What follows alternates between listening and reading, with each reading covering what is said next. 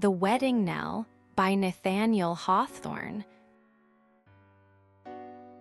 There is a certain church in the city of New York which I have always regarded with peculiar interest on account of a marriage there solemnized under very singular circumstances in my grandmother's girlhood.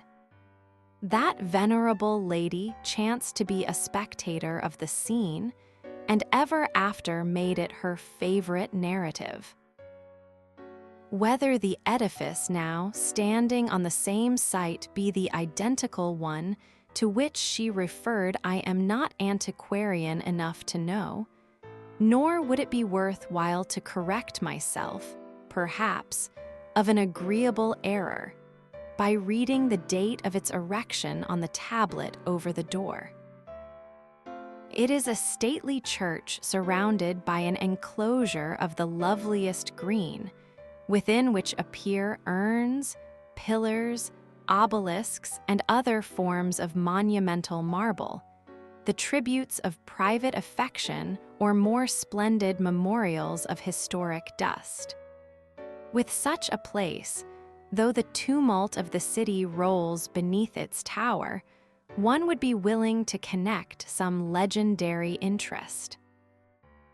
The marriage might be considered as the result of an early engagement, though there had been 2 intermediate weddings on the lady's part and 40 years of celibacy on that of the gentleman. At 65, Mr. Ellenwood was a shy, but not quite a secluded man. Selfish, like all men who brood over their own hearts, yet manifesting on rare occasions a vein of generous sentiment. A scholar throughout life, though always an indolent one, because his studies had no definite object either of public advantage or personal ambition. A gentleman, high-bred and fastidiously delicate, yet sometimes requiring a considerable relaxation in his behalf of the common rules of society. In truth, there were so many anomalies in his character, and, though shrinking with diseased sensibility from public notice, it had been his fatality so often to become the topic of the day by some wild eccentricity of conduct, that people searched his lineage for a hereditary taint of insanity. But there was no need of this. His caprices had their origin in a mind that lacked the support of an engrossing purpose, and in feelings that preyed upon themselves for want of other food. If he were mad, it was the consequence, and not the cause, of an aimless and abortive life. The widow was as complete a contrast to her third bridegroom in everything but age as can well be conceived. Compelled to relinquish her first engagement, she had been united to a man of twice her own years, to whom she became an exemplary wife, and by whose death she was left in possession of a splendid fortune. A Southern gentleman considerably younger than herself succeeded to her hand and carried her to Charleston, where after many uncomfortable years she found herself again a widow. It would have been singular if any uncommon delicacy of feeling had survived through such a life as Mrs. Dabney's. It could not but be crushed and killed by her early disappointment, the cold duty of her first marriage, the dislocation of the heart's principles consequent on a second union, and the unkindness of her Southern husband, which had inevitably driven her to connect the idea of his death with that of her comfort. To be brief, she was that wisest but unloveliest variety of woman, a philosopher bearing troubles of the heart with equanimity, dispensing with all that should have been her happiness and making the best of what remained. Sage in most matters, the widow was perhaps the more amiable for the one frailty that made her ridiculous. Being childless, she could not remain beautiful by proxy in the person of a daughter. She therefore refused to grow old and ugly on any consideration. She struggled with time and held fast her roses in spite of him, till the venerable thief appeared to have relinquished the spoil as not worth the trouble of acquiring it. The approaching marriage of this woman of the world with such an unworldly man as Mr. Ellenwood was announced soon after Mrs. Dabney's return to her native city. Superficial observers and deeper ones seem to concur in supposing that the lady must have borne no inactive part in arranging the affair.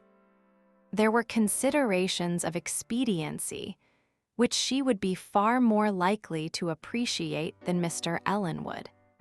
And there was just the specious phantom of sentiment and romance in this late union of two early lovers, which sometimes makes a fool of a woman who has lost her true feelings among the accidents of life. All the wonder was how the gentleman, with his lack of worldly wisdom and agonizing consciousness of ridicule, could have been induced to take a measure at once so prudent and so laughable. But while people talked, the wedding day arrived. The ceremony was to be solemnized according to the Episcopalian forms and in open church, with a degree of publicity that attracted many spectators, who occupied the front seats of the galleries and the pews near the altar and along the broad aisle. It had been arranged, or possibly it was the custom of the day, that the parties should proceed separately to church. By some accident, the bridegroom was a little less punctual than the widow and her bridal attendants, with whose arrival, after this tedious but necessary preface, the action of our tale may be said to commence. The clumsy wheels of several old-fashioned coaches were heard, and the gentlemen and ladies composing the bridal party came through the church door with the sudden and gladsome effect of a burst of sunshine. The whole group, except the principal figure, was made up of youth and gaiety. As they streamed up the broad aisle, while the pews and pillars seemed to brighten on either side, their steps were as buoyant as if they mistook the church for a ballroom and were ready to dance hand in hand to the altar. So brilliant was the spectacle that few took notice of a singular phenomenon that had marked its entrance. At the moment when the bride's foot touched the threshold, the bell swung heavily in the tower above her and sent forth its deepest knell. The vibrations died away and returned with prolonged solemnity as she entered the body of the church. "Good heavens, what an omen!" whispered a young lady to her lover. "On my honor," replied the gentleman, "I believe the bell has the good taste to toll of its own accord. What has she to do with weddings? If you, dearest Julia, were approaching the altar, the bell would ring out its merriest peal. It has only a funeral knell for her." The bride and most of her company had been too much occupied with the bustle of entrance to hear the first boding stroke of the bell, or, at least, to reflect on the singularity of such a welcome to the altar. They therefore continued to advance with undiminished gaiety. The gorgeous dresses of the time, the crimson velvet coats, the gold-laced hats, the hoop petticoats, the silk, satin, brocade, and embroidery, the buckles, canes, and swords, all displayed to the best advantage on persons suited to such finery, made the group appear more like a bright-colored picture than anything real. But by what perversity of taste had the artist represented his principal figure as so wrinkled and decayed, while yet he had decked her out in the brightest splendor of attire, as if the loveliest maiden had suddenly withered into age and become a moral to the beautiful around her. On they went, however, and had glittered along about a third of the aisle, when another stroke of the bell seemed to fill the church with a visible gloom, dimming and obscuring the bright pageant till it shone forth again as from a mist. This time the party wavered, stopped, and huddled closer together, while a slight scream was heard from some of the ladies and a confused whispering among the gentlemen. Thus tossing to and fro, they might have been fancifully compared to a splendid bunch of flowers suddenly shaken by a puff of wind, which threatened to scatter the leaves of an old brown, withered rose on the same stalk with two dewy buds, such being the emblem of the widow between her fair young bridesmaids. But her heroism was admirable. She had started with an irrepressible shudder, as if the stroke of the bell had fallen directly on her heart. Then, recovering herself, while her attendants were yet in dismay, she took the lead and paced calmly up the aisle. The bell continued to swing, strike, and vibrate with the same doleful regularity as when a corpse is on its way to the tomb. "My young friends here have their nerves a little shaken," said the widow, with a smile, to the clergyman at the altar. "But so many weddings have been ushered in with the merriest peal of the bells, and yet turned out unhappily, that I shall hope for better fortune under such different auspices." "Madam," answered the rector, in great perplexity, "this strange occurrence brings to my mind a marriage sermon of the famous Bishop Taylor, wherein he mingles so many thoughts of mortality and future woe that, to speak somewhat after his own rich style, he seems to hang the bridal chamber in black and cut the wedding garment out of a coffin pall. And it has been the custom of divers nations to infuse something of sadness into their marriage ceremonies, so to keep death in mind while contracting that engagement which is life's chiefest business. Thus, we may draw a sad but profitable moral from this funeral knell." But though the clergyman might have given his moral even a keener point, he did not fail to dispatch an attendant to inquire into the mystery and stop those sounds so dismally appropriate to such a marriage.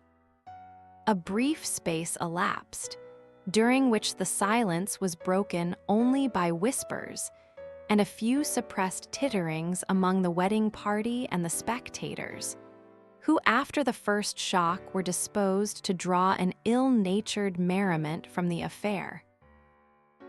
The young have less charity for aged follies than the old for those of youth. The widow's glance was observed to wander for an instant toward a window of the church, as if searching for the time-worn marble that she had dedicated to her first husband. Then her eyelids dropped over their faded orbs, and her thoughts were drawn irresistibly to another grave. Two buried men with a voice at her ear and a cry afar off were calling her to lie down beside them. Perhaps, with momentary truth of feeling, she thought how much happier had been her fate if, after years of bliss, the bell were now tolling for her funeral, and she were followed to the grave by the old affection of her earliest lover, long her husband. But why had she returned to him when their cold hearts shrank from each other's embrace? Still the death bell tolled so mournfully that the sunshine seemed to fade in the air. A whisper, communicated from those who stood nearest the windows, now spread through the church. A hearse with a train of several coaches was creeping along the street, conveying some dead man to the churchyard, while the bride awaited a living one at the altar. Immediately after, the footsteps of the bridegroom and his friends were heard at the door. The widow looked down the aisle and clenched the arm of one of her bridesmaids in her bony hand with such unconscious violence that the fair girl trembled. "You frighten me, my dear madam," cried she. "For heaven's sake, what is the matter?" "Nothing, my dear, nothing," said the widow. Then, whispering close to her ear, "There is a foolish fancy that I cannot get rid of. I am expecting my bridegroom to come into the church with my 2 first husbands for groomsmen." "Look, look," screamed the bridemaid. "What is here, the funeral?" As she spoke, a dark procession paced into the church.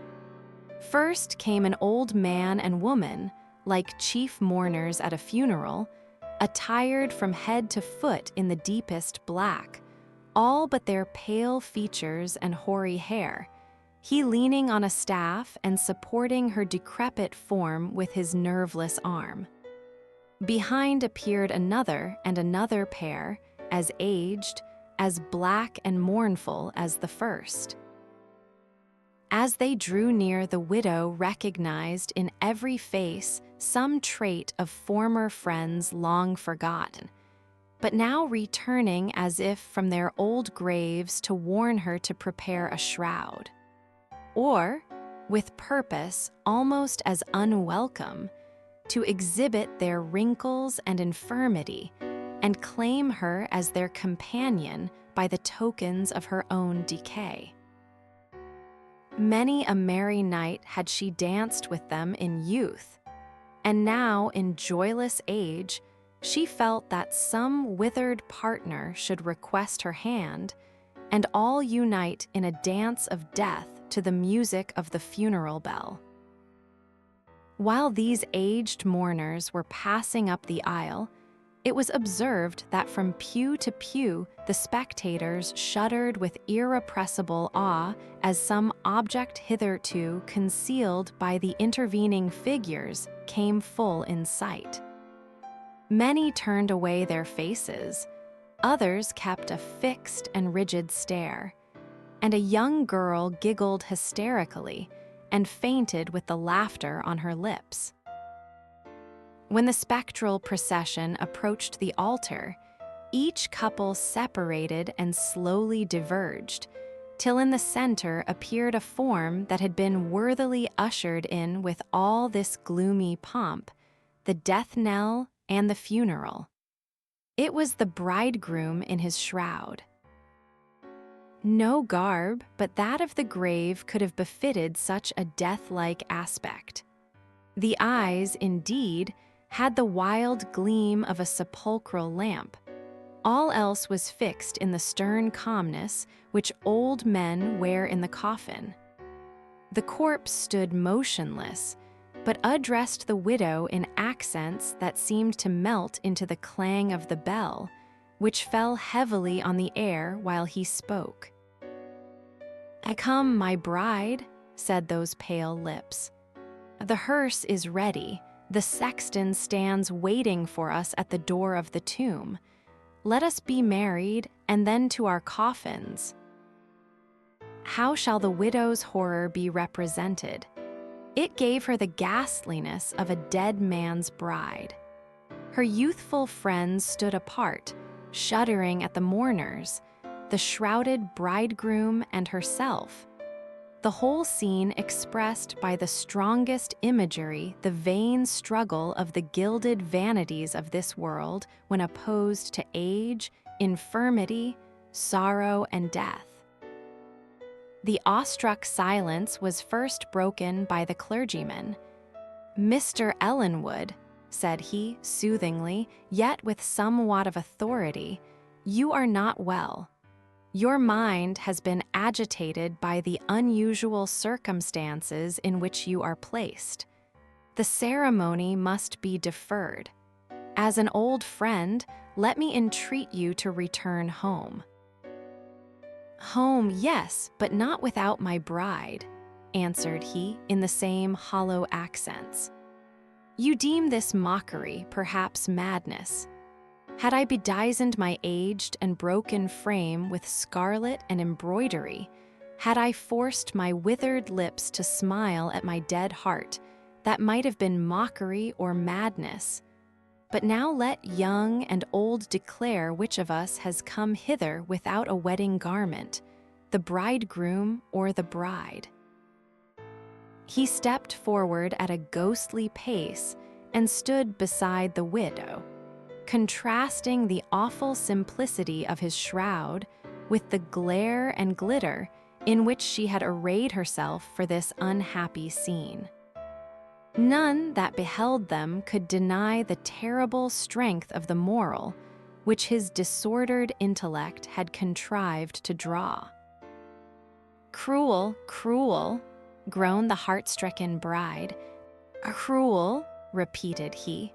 Then, losing his death-like composure in a wild bitterness, "Heaven judge which of us has been cruel to the other. In youth you deprived me of my happiness, my hopes, my aims. You took away all the substance of my life and made it a dream without reality enough even to grieve at, with only a pervading gloom, through which I walked wearily and cared not whither. But after 40 years, when I have built my tomb and would not give up the thought of resting there, no, not for such a life as we once pictured, you call me to the altar. At your summons I am here. But other husbands have enjoyed your youth, your beauty, your warmth of heart, and all that could be termed your life. What is there for me but your decay and death? And therefore I have bidden these funeral friends, and bespoken the sexton's deepest knell, and am come in my shroud to wed you as with a burial service, that we may join our hands at the door of the sepulchre and enter it together. It was not frenzy, it was not merely the drunkenness of strong emotion in a heart unused to it, that now wrought upon the bride. The stern lesson of the day had done its work, her worldliness was gone. She seized the bridegroom's hand. "Yes," cried she, "let us wed even at the door of the sepulchre.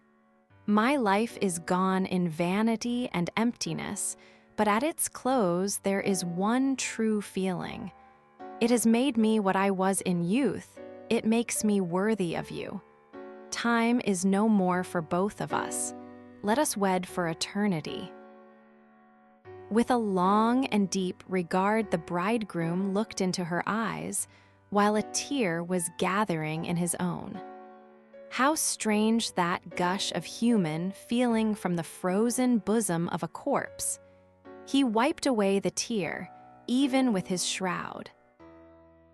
"Beloved of my youth," said he, "I have been wild. The despair of my whole lifetime had returned at once and maddened me. Forgive and be forgiven. Yes, it is evening with us now, and we have realized none of our morning dreams of happiness. But let us join our hands before the altar as lovers whom adverse circumstances have separated through life, yet who meet again as they are leaving it and find their earthly affection changed into something holy as religion. And what is time to the married of eternity? Amid the tears of many and a swell of exalted sentiment in those who felt aright, was solemnized the union of two immortal souls. The train of withered mourners, the hoary bridegroom in his shroud, the pale features of the aged bride, and the death bell tolling through the whole till its deep voice overpowered the marriage words, all marked the funeral of earthly hopes. But as the ceremony proceeded, the organ, as if stirred by the sympathies of this impressive scene, poured forth an anthem, first mingling with the dismal knell, then rising to a loftier strain, till the soul looked down upon its woe. And when the awful rite was finished, and with cold hand in cold hand the married of eternity withdrew, the organ's peal of solemn triumph drowned the wedding knell.